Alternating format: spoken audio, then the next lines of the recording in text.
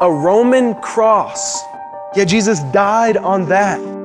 See, I don't care what you believe, just read history. It's a historical fact.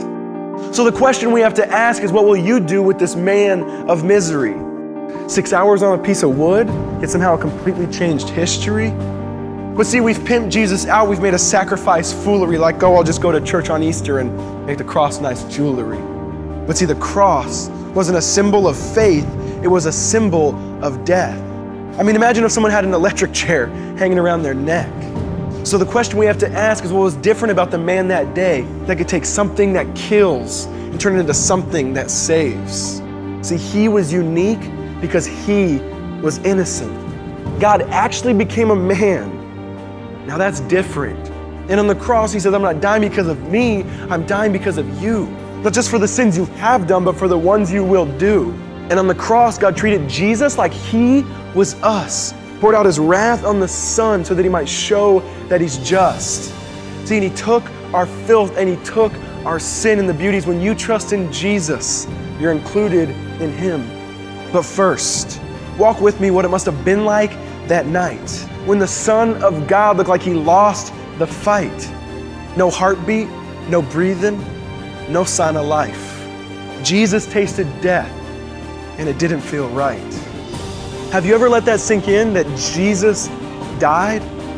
No, really, Jesus actually died.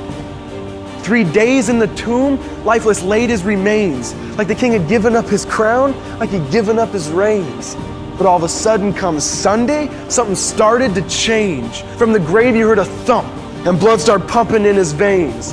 Heart beating, blood pulsing. Instantly Satan felt his power break because the Son of God was dead.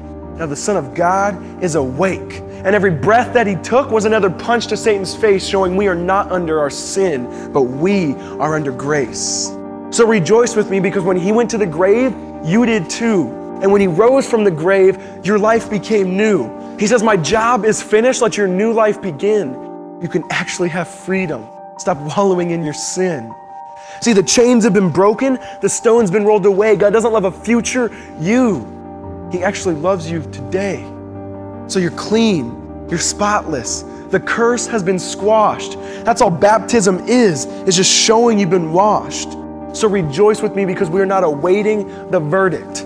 He's already said not guilty, and the resurrection proves he assured it.